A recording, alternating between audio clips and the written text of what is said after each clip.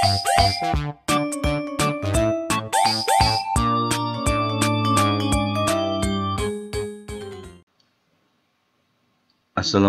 warahmatullahi wabarakatuh.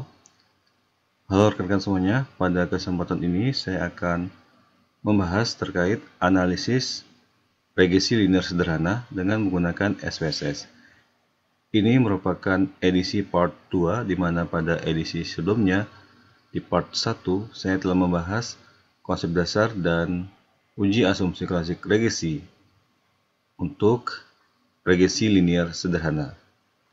Jika rekan-rekan semua suka dengan video pembelajaran statistik ini, silakan support dengan cara klik like, share jika bermanfaat, subscribe, serta nyalakan lonceng notifikasinya agar tidak ketinggalan dengan video dan informasi terbaru lainnya. Terima kasih. Di sini, saya mempunyai datasheet. Terdapat ROE atau Return on Equity sebagai variabel X atau variabel prediktor, dan variabel FER atau Fresh Earning Ratio atau variabel Respon atau variabel Y.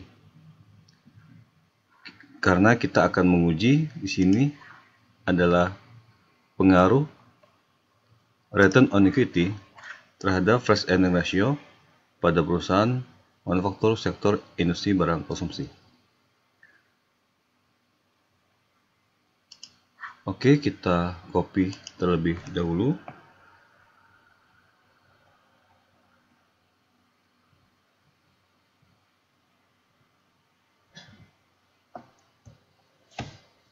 Kemudian kita pindahkan ke SPSS-nya. Di sini, klik kanan. Kemudian paste with variable name. Oke. Rapikan terlebih dahulu, kemudian kita masuk ke variable view. Di sini year-nya kita zerokan ya. Nah, untuk 6 emiten tipenya adalah string, sini kita tuliskan saja 50. Oke, masuk lagi ke data view ya, klik menu analyze, kemudian klik regression. Kemudian kita klik linear. Untuk code kita masukkan ke case labels. Kemudian untuk ROE sebagai variabel X-nya kita masukkan ke kotak independent. Kemudian var kita masukkan ke kotak dependent. Nah, di sini kita bisa lihat metode regresi yang kita bisa gunakan. Apakah menggunakan metode enter, stepwise, remove, backward, dan forward. Metode enter ini default method ya, dimana ini digunakan untuk menganalisis secara biasa ya, yang artinya variabel independen dianalisis secara berurutan baik variabel yang berpengaruh terhadap variabel dependent. Metode stepwise ini digunakan bila analisis regresi dilakukan dengan berstep atau bertahap ya. Kemudian ada metode remove. Metode remove ini mencari prediktor yang dominan, dan bila prediktor tidak berpengaruh maka di remove atau dibuang seperti itu. Nah, ini ada metode backward dan metode forward ya. Metode backward dan forward ini hampir sama, menganalisis variabel prediktor dari belakang. Maksudnya semua prediktor dianalisis kemudian diteruskan dengan menganalisis prediktor yang lebih dominan berpengaruh pada kriterium seperti itu. Kita akan gunakan metode enter. Kemudian klik item statistik. Nah, di sini ada estimate. Ini untuk hasil analisis regresinya, ada confidence interval, covariance matrix, model fit, R-square change, descriptive, ini korelasi parsial, ini collinearity diagnostic.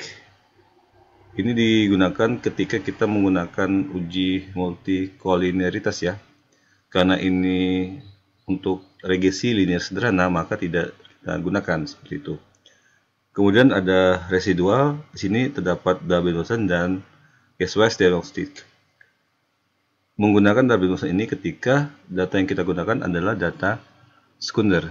Jadi kalau misalnya bukan data sekunder, maka tidak perlu kita sertakannya seperti itu. Klik residual untuk Darby Wilson, kemudian klik continue. Nah, di sini plot ya.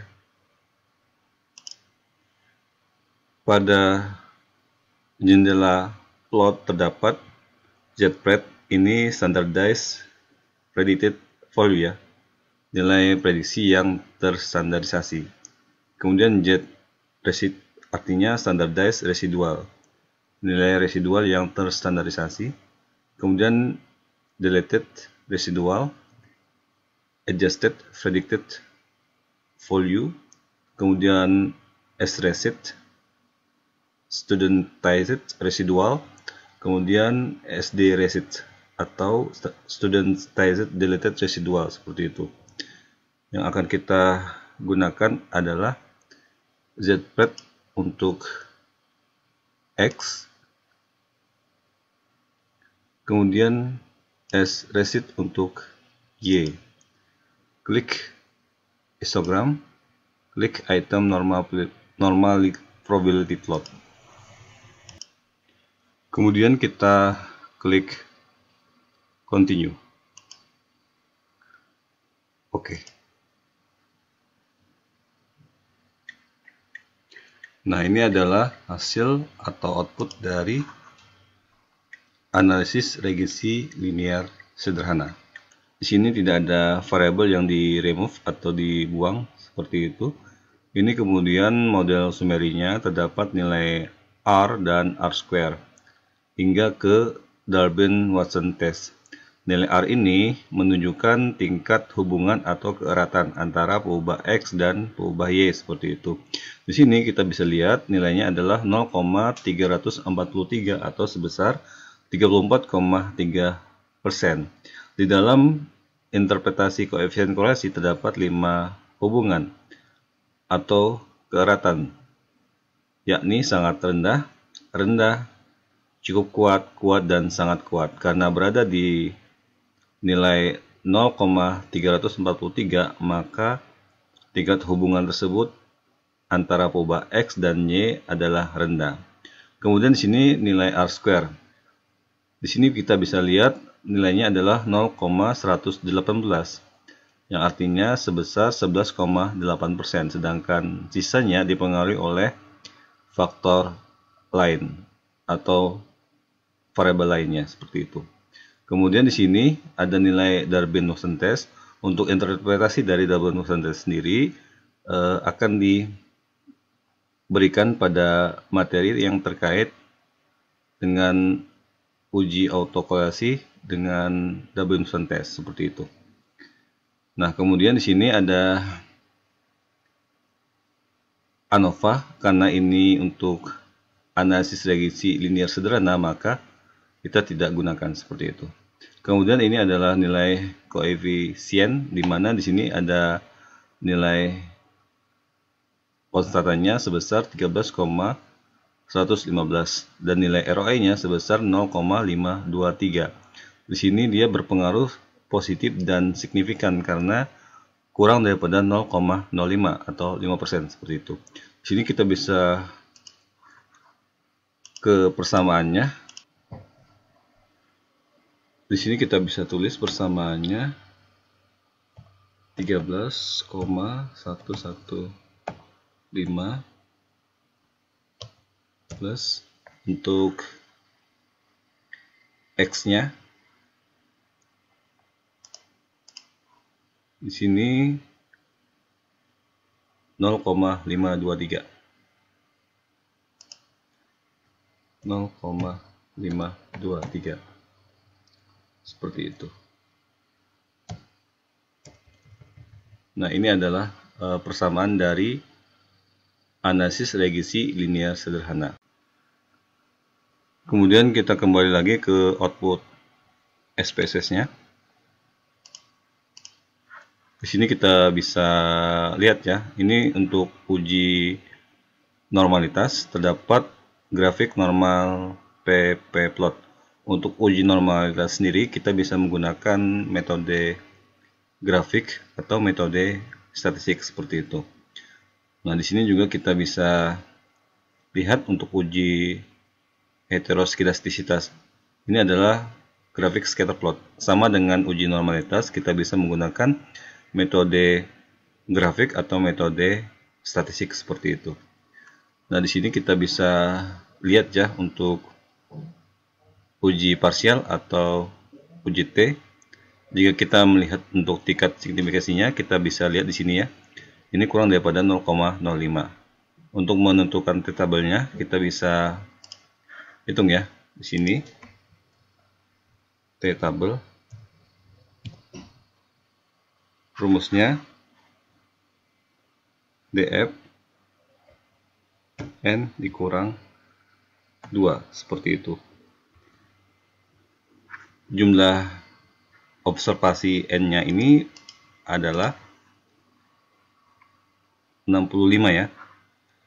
Berarti 65 dikurang 2 adalah sebesar 63. Jadi df sama dengan 63. Kita bisa lihat lagi di output statistiknya ya. Residualnya 63, sama tadi ya, seperti itu. Untuk menentukan T tabel dapat kita lihat pada tabel statistiknya ya. Kita open terlebih dahulu. Nah, kita akan cari untuk tabel uji T. Yang akan kita gunakan adalah alfa sebesar 0,025. Ini 0,05 dibagi 2 ya. Jadi alfanya sama dengan 0,025. Dan 63 ya, df-nya sebesar 1,998. Ini adalah T tabelnya. Kita bisa tulis di sini ya. T tabel 1,998. Sedangkan T hitungnya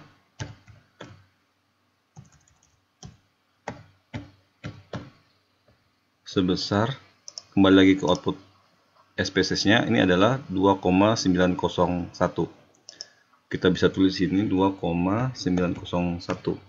Berarti T hitung lebih besar daripada T tabel. Cukup sekian terkait pengujian analisis regresi linear sederhana. Ini merupakan metode statistik parametrik, jadi harus memenuhi uji asumsi klasik seperti itu. Jika terjadi gejala normalitas, gejala autokorelasi jika kita menggunakan data sekunder, dan terjadi gejala heteroskedastisitas, maka kita bisa menggunakan beberapa metode lain atau alternatif lainnya. Misalnya di dalam uji normalitas kita menggunakan metode statistik maupun grafik. Begitu juga pada uji heteroskedastisitas. Ketika kita menggunakan metode grafik itu belum memenuhi uji normalitas data, maka kita bisa menggunakan metode statistik seperti itu. Kemudian jika masih terjadi gejala normalitas, maka kita bisa melakukan transformasi. Kemudian untuk uji autokorelasi ini untuk data sekunder ya, seperti itu. Oke, kurang lebihnya mohon maaf. Jika ada yang ingin ditanyakan, silakan tulis di kolom komentar. Wassalamualaikum warahmatullahi wabarakatuh.